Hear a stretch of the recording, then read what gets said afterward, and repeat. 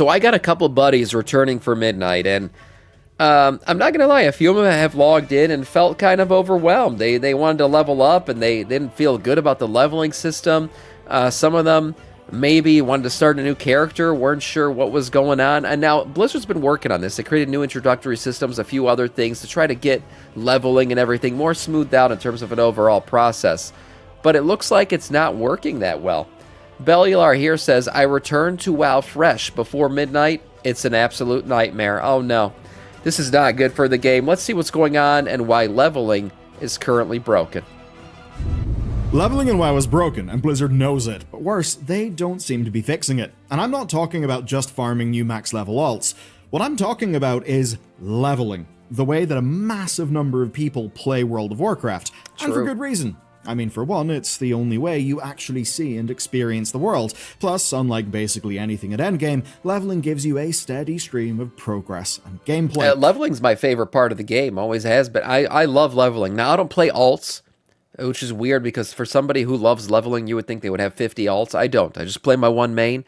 But like the beginning of an expansion, when you're exploring and leveling and going through the quests and the new zones and the new stories, that's one of my favorite things in the game. And then in general, I think leveling is, it's core to the game. It's what made Vanilla WoW so great. It was the leveling experience. So when the leveling experience is bad, it's just not a good thing for the core of the game. And maybe more importantly, it's what new players do. And now that Blizzard wants everyone in the world back for housing, making sure leveling works should probably be their highest priority. And in a recent interview, Holly, WoW's lead producer, made this more than clear. Blizzard want WoW to be massive. Midnight is the starting point of Warcraft as a bigger IP than it's ever been. Slight problem is, WoW's new player experience is a nightmare. I understand Blizzard's chase to try to expand WoW's horizons. I don't know, get more people into WoW. The one thing I worry about is that they try to get into these other genres of like cozy gaming and all this other shit, and they forget the core that's brought them here this whole time. You know what I mean? Like the core of raiding and sees that content of, I don't know, good story, good quest lines, good raids, nice boss fights, like this kind of shit. I hope they don't forget about it along the way. Because I understand expanding the game and trying to reach out and fucking appeasing the investors into Blizzard and Microsoft and all that other shit. But I hope they remain true to what's brought them to this point. Now, if you don't want to learn about coding, you're not into games, just skip this. But if you're still here, well, the good news is that I basically hope WoW doesn't become a housing simulator only. Specifically for us by, of course, a big fellow gamer. PvP. And Boot is actually more relevant than ever. You see, what they do is they teach back-end development. That's the kind of thing that lands you those 100k plus jobs. But they do it through a structured, self-paced program that's designed to be around 12 months. It's extremely in-depth, and it's structured like an RPG. Leaderboards, achievements, quests, big Discord community that actually helps, and crazy stats when it comes to just the amount of users that they've got and how well their platform's been doing. Now, they teach you Python, TypeScript, Go, all of that, and it's all from the fundamentals up. That includes portfolio projects, things like building a Pokedex. It's all really cool. Now, from my side of things, I did a BEng computer science, that's C++ and C# game engine-y stuff, which is a fairly different world to web dev. That's why Boot's really useful to me. And their teaching approach, I'd say, is incalculably better than anything that I really got at uni. It's just far more Boot.dev. Why did they say the Warband bank is down? I'm not sure. They just took it down. Something was broken. Which, honestly, that's what the blue post said. Fun.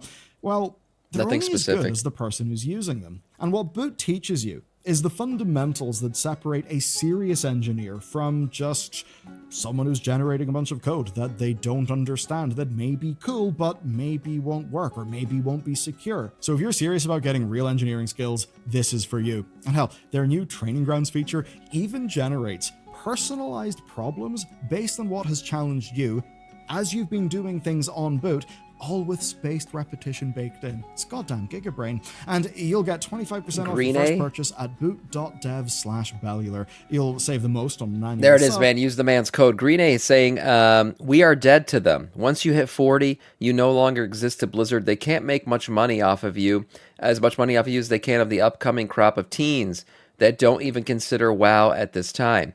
That's where their real long-term money lies. So out with the old and in with the new mentality is the approach. Interesting. The newer generation does that. They grew up on the microtransaction world. They did. Like, there is nothing weird to the newer generation about paying for a game and then basically gaining no access to anything by paying for the game because you're going to pay for a bunch of other shit in the game. Or maybe free to play, but 2,000 microtransactions at the back end. And those players are much more profitable for these companies than the old timers like us who, we used to just buy the game and we got everything. And we paid the sub and that was about it.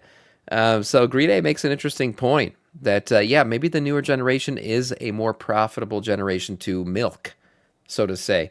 I definitely think player housing is a money play for sure. I think anything that you make in a game there's some money involved, right, these days. And now whether or not that becomes the main focus, I'm getting a little bit worried that it might. Because Blizzard said they weren't going to attach any player power to it. And then this morning we read about the quest where you get 20 heroic crests for inviting 4 people over to your home. Which is weird, because Blizzard said there will be no player power, and look at it, it's starting to creep into housing. So we'll see what they continue to do going forward.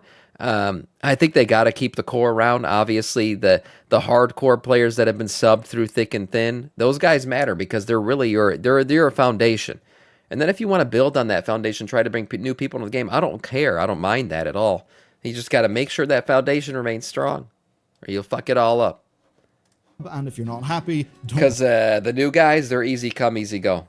They'll ditch a franchise in a second, that's for sure. Sorry, they will refund you on the spot. Thanks to them for sponsoring. You might have seen this video from last year. It's the horrible legend of a Tauren mage named Milk Genius, and it all started when I sent Matt off to roleplay as a new WoW player. Sorry, Matt. His goal was to level a new character on a fresh account and report back with his findings. No trickery, just do what World of Warcraft suggests you do. And it was an absolute pain. At one point, the item level scaling broke entirely, which left him barely able to kill a single mob. The leveling flow itself was completely confusing. Yeah, this was broken. I remember this video. He was around level 50 when he finished the Dragonflight campaign, and that left him almost stuck. All he could do was world quests and side quests until the War Within opened at level 70. Damn. And to make things worse, it was a lot longer than, say, your or I leveling is, because playing the game the way Blizzard intended had it taking 19 hours to hit a total level of 80. Of course, if that's the speed and the pace that you want, that's great, but it probably shouldn't take that long because things are, well, arcane and confusing. Now, with the Midnight pre-patch, things were supposed to be different. The new player experience has been revamped to even include raids, meaning you can just play the whole story start to finish.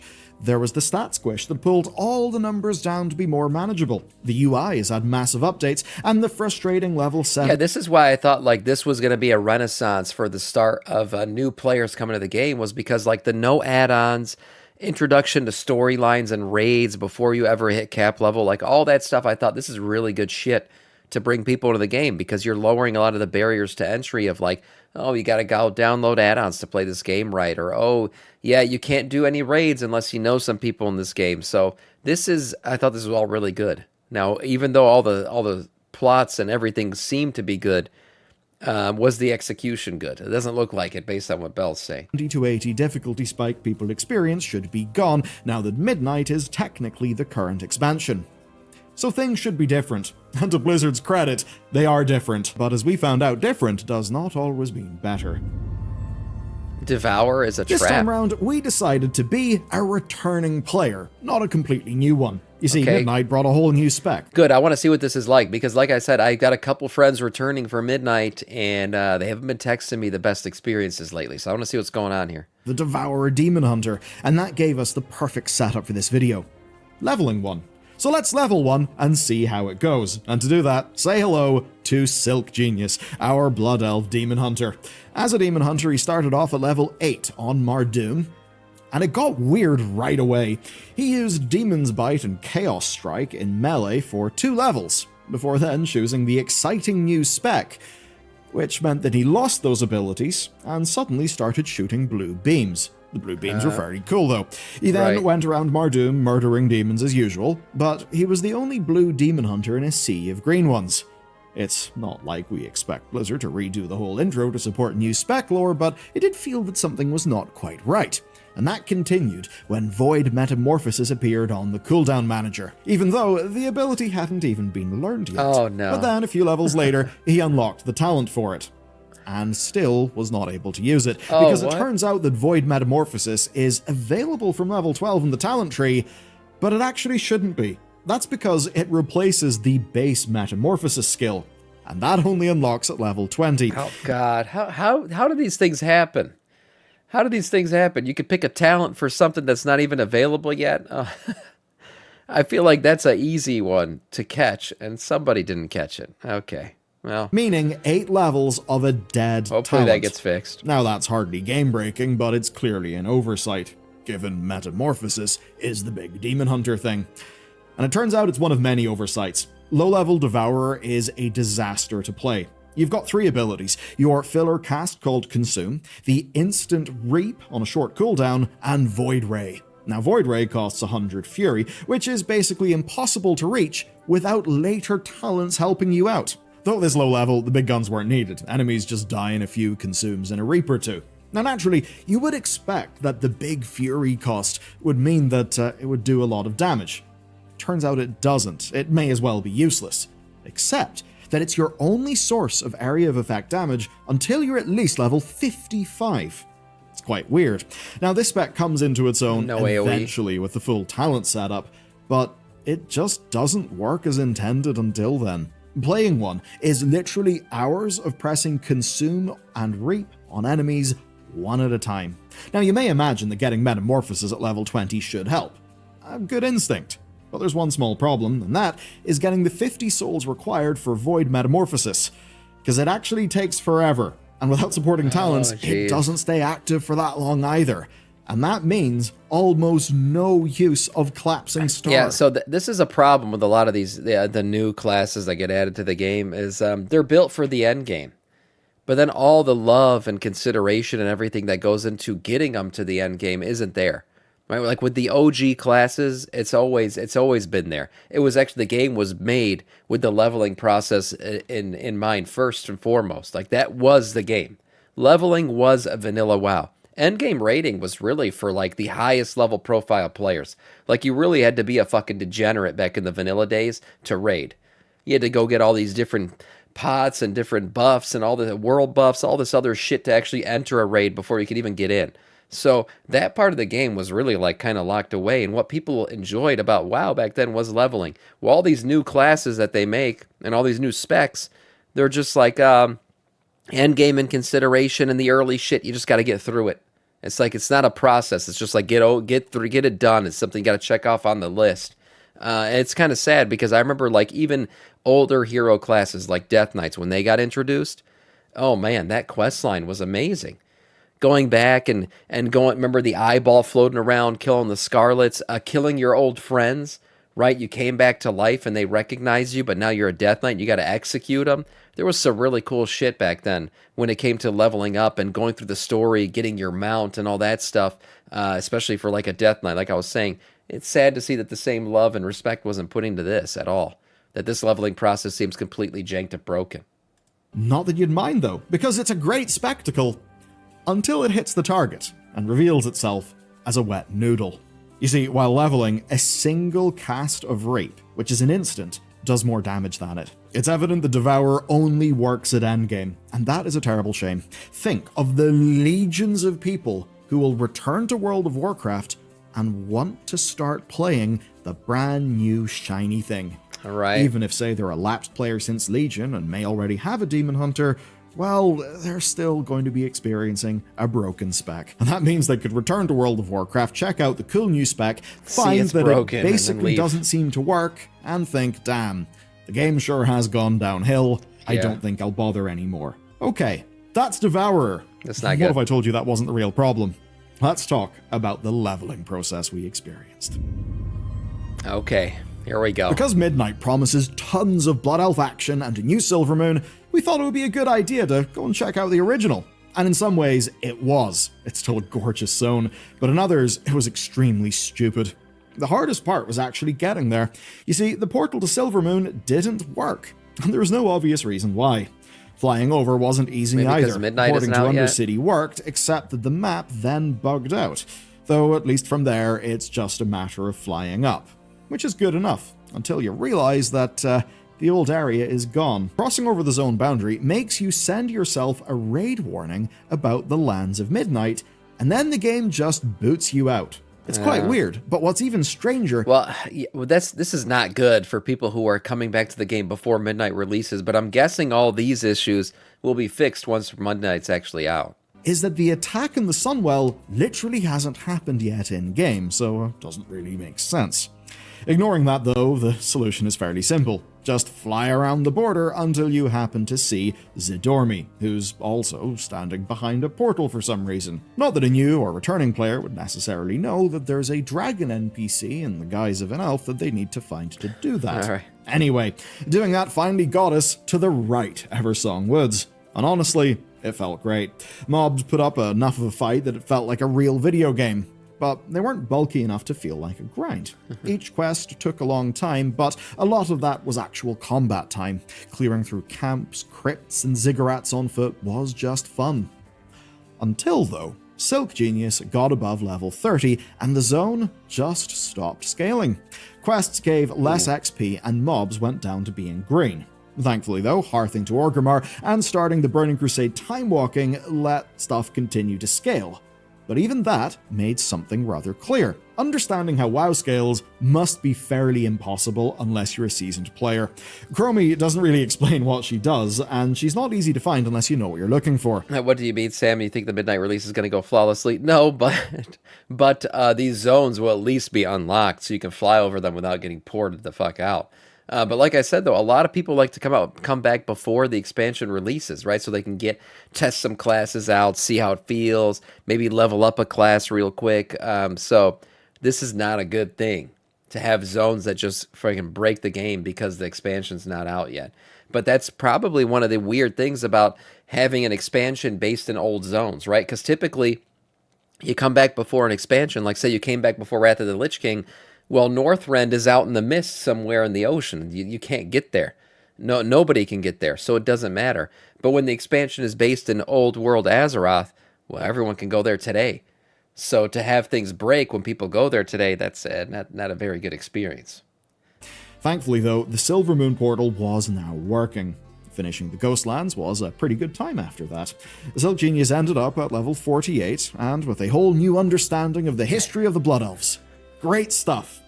Altogether, he'd been playing for around 8 hours so far, but unfortunately, what would follow undermines that good experience. After the Ghostlands, Silk Genius decided to do something a bit more modern. You see, raids are part of the campaign now, but only for the two most recent expansions, Dragonflight and The War Within. Right. Now, we had heard reports that they were either totally broken or impossible, so we thought it was time to blast up through the campaign and see what's up. Now, you could say that that's us knowing something's broken and then doing it for the sake of a video. Yeah, maybe some of that's true. But also, this is Blizzard's intended leveling flow for a new or returning player, so I do think it's relevant. Now, in modern World of Warcraft, you get more XP from quests than you do mob kills, and it wasn't until Silk Genius was in Dragonflight that was completely obvious. These quests took a fraction of the time Ghostlands quests did, but were rewarding the same gigantic block of XP. 20% of a level so for things get a bit faster. Done in seconds. And these faster quests meant Dragonflight's campaign took just 4 hours. That's half as long as Eversong Woods and the Ghostlands. Doing old content and time walking to level up is basically just trolling yourself, plain and simple. That is, of course, if speed is the only thing you care about. Essentially, the system just isn't balanced at all. If you want to experience the story, that's totally fine, but if Blizzard can't make an activity feel worth your time, then, unfortunately, it will be rather doomed. Of course, modern leveling went by almost flawlessly. I say almost because the leveling scaling broke again. Oh, God. When you hit level 70, Dragonflight's campaign just stops scaling. With every level above 70, the XP gets cut in half per quest. Now you might think, just like with the Ghostlands, there should be an easy fix. Go and start time walking. You can't. Because wasn't Dragonflight's cap level 70? Wasn't it? So I mean, doesn't that kind of make sense that it would basically start really reducing so that way you can get into the new content? Yeah, I don't know why he's complaining about it. I maybe it's a bit jarring that all of a sudden your XP starts to drop off, but at the same time, I think they would want you to start getting into the War Within content and not just hit cap level through Dragonflight.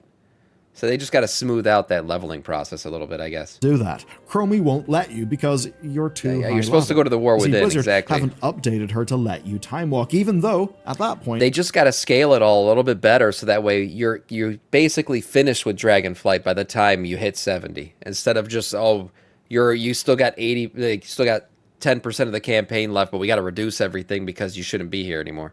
You're still 20 levels below the midnight cap. So, thanks Blizz for that one, I guess it's an oversight. Now maybe they want you to just stop what you're doing when you hit level 70 and go straight to the War Within recap, but doing that completely kills the flow. If you ask me, I think people would much rather see the story's climax and then go and start the follow-up story than getting shuffled along halfway through such that the War Within would be entirely confusing. So, scaling be damned, Silk Genius had to persevere and push on.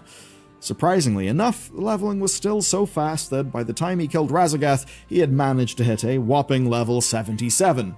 And yes, he did actually get to kill Razagath, but I wish I could say that was a good thing. Well, what happened? The footage I'm showing you is not sped up. This is the epic raiding experience Blizzard are presenting to new players right now on live servers. Oh shit, she's getting melted. Razagath survived for a whole 70 seconds, most of which was up in the air spawning her mobs in Phase 2. And what's wild about this is how self-defeating it is. You see, Blizzard went to all the lengths to create a V2 of Vault of the Incarnates with a story mode version of this boss. Right. It's a fair amount of work. Instead of all the platform hopping, it's just on one platform, but she does still have her abilities and phases to go through. And when it was first up in the PTR, it was tuned perfectly. Razagath wasn't really dangerous because it's a follower raid, but you could die. What did work, though, is she felt like a real spectacle of a boss. New players seeing that as it was in PTR would have been kinda game-changing. But the scaling turns it into a joke. Instead of facing off against a boss, it feels like you're playing with cheats turned on. Opening the damage meter, we see the exact problem. The followers are doing way... Yeah, she should definitely feel more dangerous. She doesn't necessarily have to have a bunch of one-shot mechanics that are going to fuck you up, but her health should be more, for sure. Like, the fight should feel like you really got to deal some damage to finish the fight. Way too much damage. So, this is a new feature for new players, right? This story mode version of the raid. And seemingly, it does not matter enough to get a sanity check whenever Blizzard are changing up the maths. And it's not like this is legacy content. They did this follower raid version of Razagath in patch 11.2.7, which was the patch before pre-patch. They knew pre-patch was coming, along with its scaling. Raids are maybe WoW's best feature. They're certainly one Blizzard have committed to shipping more of in Midnight. And if they don't bother to show you the best side of raids to new players... That's one thing. I know early on in this video I talked about, I hope they don't forget about the core players. I mean, at least we could say, like, you know, as raiding being a core feature, they look like they're giving us more raiding in Midnight, right? We're getting 3 raids in the first season. And while, yes, they're not full-blown, like, 8 boss raids, I like the way they're doing it. They're going to keep basically raiding fresh the entire season. So we'll see how that all ends up like feeling and playing out as we're going through the season. But at least they are. It looks like they are still, you know, paying attention to rating, and I'm kind of excited to play through a season that works this way. That's a bad thing. What's up, Sweaty Betty? Matt actually doubted this so much that he thought maybe being above level 70 was the problem. So he went and did the whole thing again. Mac, if I want good leveling experience, I'll just play Classic. It's true, Classic still is like the best leveling experience, no doubt about it. Because Classic really, like I said, the end game is not the game. It's the journey in Classic. That's the real game there. So will retail ever be like on the level of Classic where leveling is such a great experience? No, because retail is really just about the end game. That's what it's all about. But you still want the experience to not be too janky, because when new players come in, you don't want them to be discouraged by buggy-ass shit in the leveling experience. Coming in with the Prime, Mosh, thank you so much. Classic leveling is just as boring. Thank you, Moshpit. No, you know what it is about classic leveling? It's not the destination, it's the journey. I enjoyed classic leveling a lot. I have fond memories of it, and even leveling early in expansions, BC, Wrath of the Lich King, those were really fun experiences. And I get excited every single expansion for that early leveling experience. But it's not that it was boring. You just don't want it to be broken. This is a bit broken. Okay, it's okay if it's not the most exciting thing ever, but you don't want things to be janky and broken because that just gives it makes the game feel like unprofessional. You know, oh, this game has a lot of bugs in it, and if for new players, you don't want them to experience that.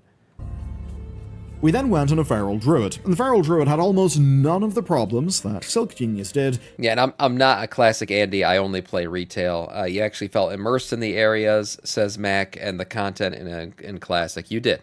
There was a lot more love and time put into those old stories and zones for sure, which is why I'm a little bit excited about going back to old Azeroth content and that Arcana, the Arcantina, that'll take us back to old zones through some quests. Yeah, I think that's going to be fun.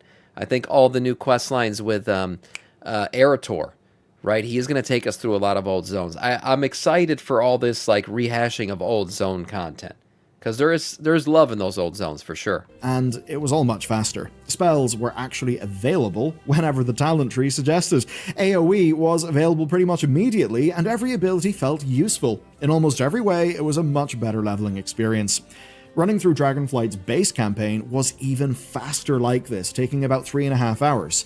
Now that ended our druid at level 52, and that's where our druid got to fight Razageth. As it turns out, no, it's not level scaling. It's actually just that fast. Literally, it seems Blizzard have just tuned the Razageth story mode fight to be awful. Yeah, her health's going down way too quick. To feel like it has Shouldn't cheats feel on that way. And is a little bit broken. And it's not just Razageth either. We needed to check out the next boss to be sure, so we went and tried out the updated quest flow. And that meant we actually got to level up by doing patch content. This is something that World of Warcraft has basically never supported. We were doing things like the excellent Blue Dragon quests, that's a good quest line, decent Green Dragon quests, and then, of course, we went down to Zaralek Cavern. And then we did all of that zone's campaign right up to Aberrus. And halfway through that, the Dragonflight scaling thing had started to make a little bit more sense. Because it turns out Dragonflight's base campaign only scales to level 70, but the patch content goes all the way up to level 80, and that means our druid didn't slow down. He hit level 80 in under 7 hours, almost half the time it took the Demon Hunter. He actually dinged just before fighting Sarkareth, who, sadly, died as pitifully oh yeah, look at his health, Razageth did. So, turns out, story mode's raid scaling is kinda just broken and tuned terribly. WoW's raids in this mode are reduced to about a minute of watching bosses fail to do anything cool or interesting. We didn't even bother to go and check for Rack. So, in this experiment, we learned a few things.